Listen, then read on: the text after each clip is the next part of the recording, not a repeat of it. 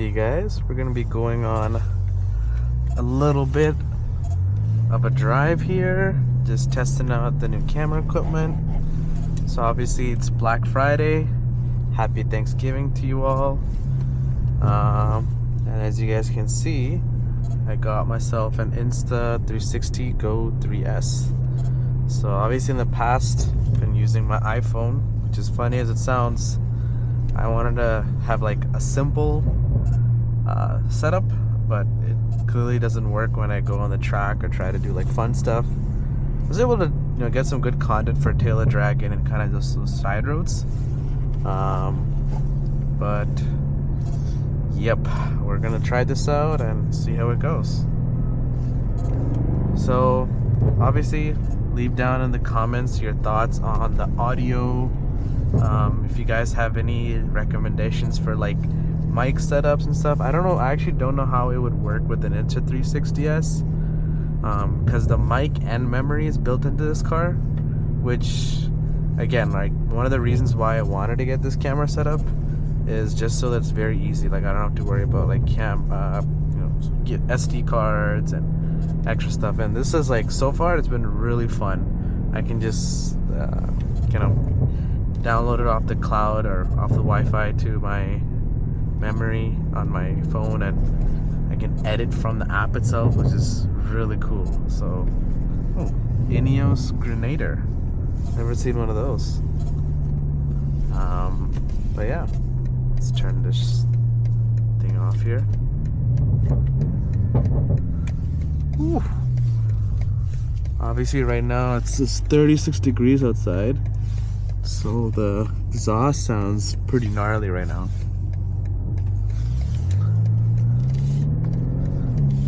So we're gonna be going to one of my favorite roads. I'm just visiting my family here. It's kind of like a little small segment, but let's check out how it goes. But let me know in the comments as well how you guys are doing. Any Thanksgiving plans?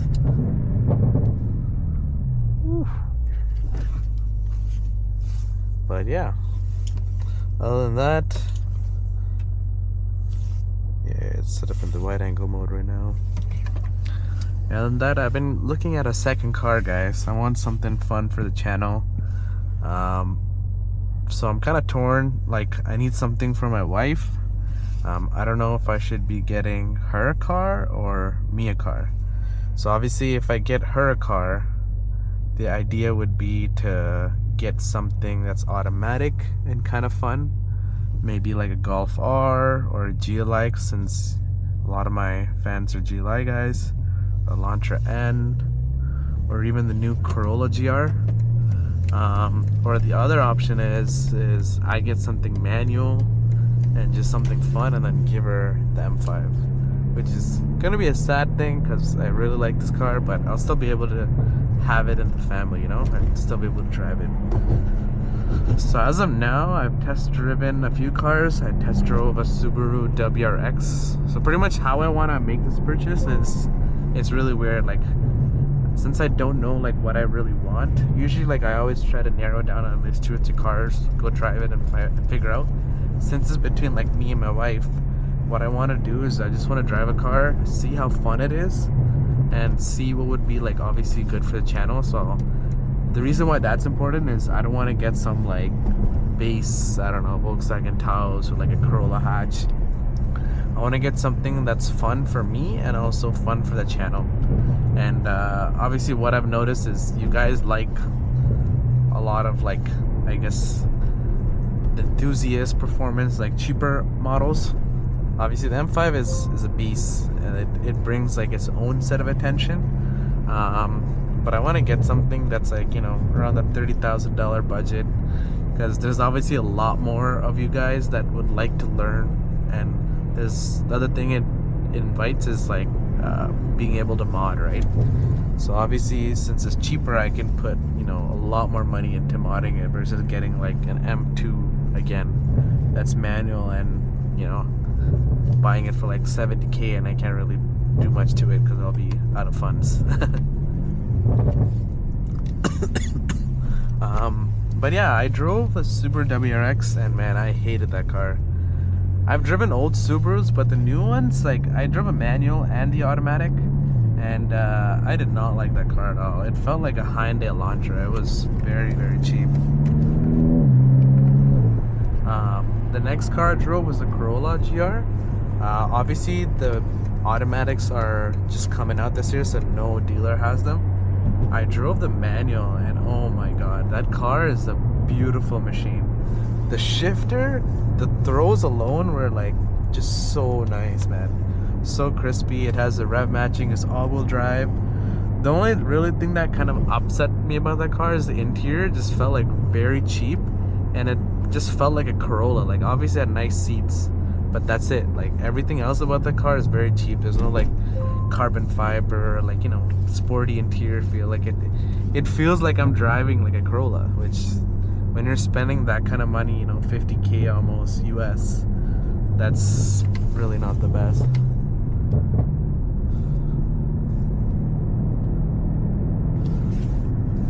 Let's see. A little tunnel action here.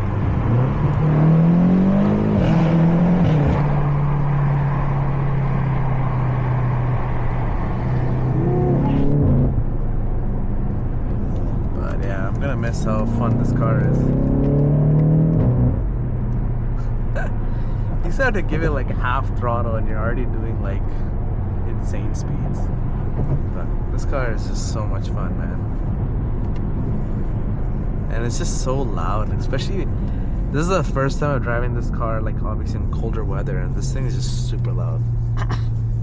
But yeah, I drove, going back to my point, Corolla GR was really fun, man. It was the brakes, steering feel, everything was so nice. And what I liked about the car was like there wasn't really like a lot of drive modes. It's just a very simple car. Like the only really dial here was just for your diff, like whether you wanted 60/40 or I think it was like track mode, which is like 50/50, you know, kind of like the drift mode or whatever.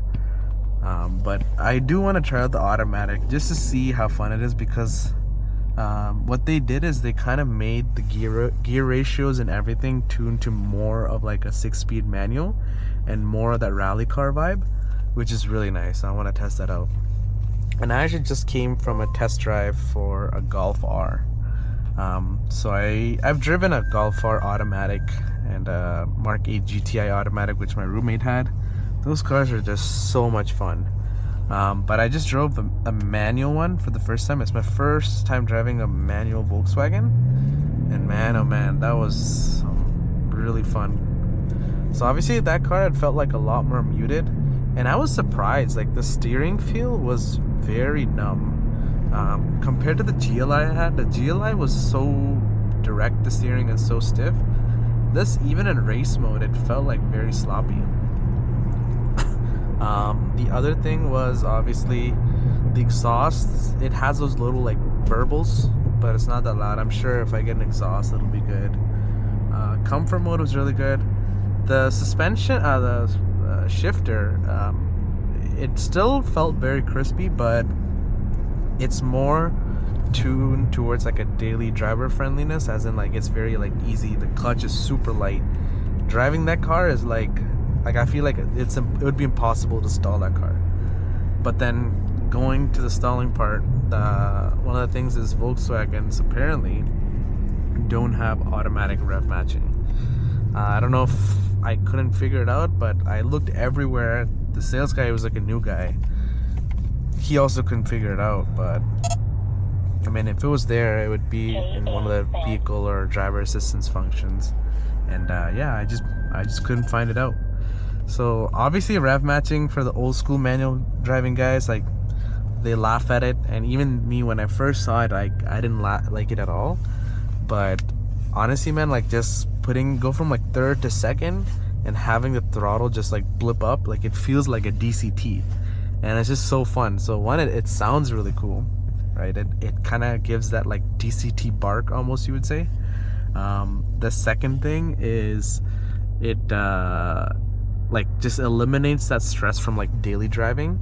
And the third thing I would say is like when you're on the track and stuff, like it just makes your shifts like perfect, so you don't have to like give an extra thought.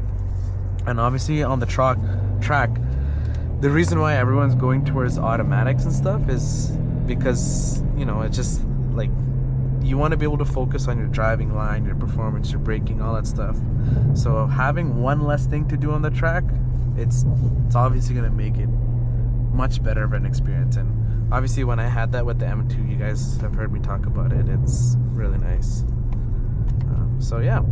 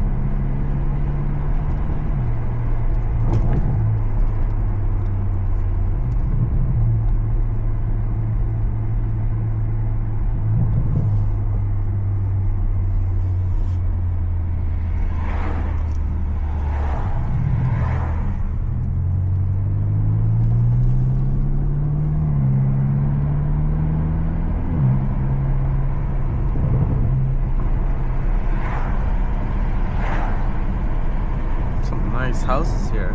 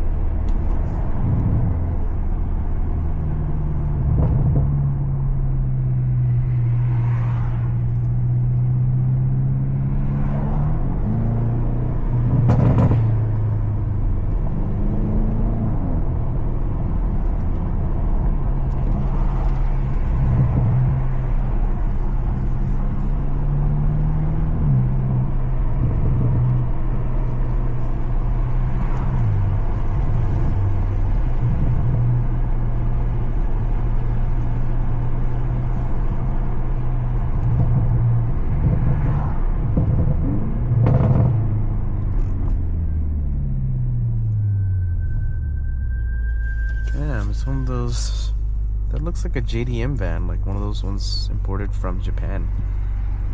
This looks so cool, man. I don't know why. What brand is that?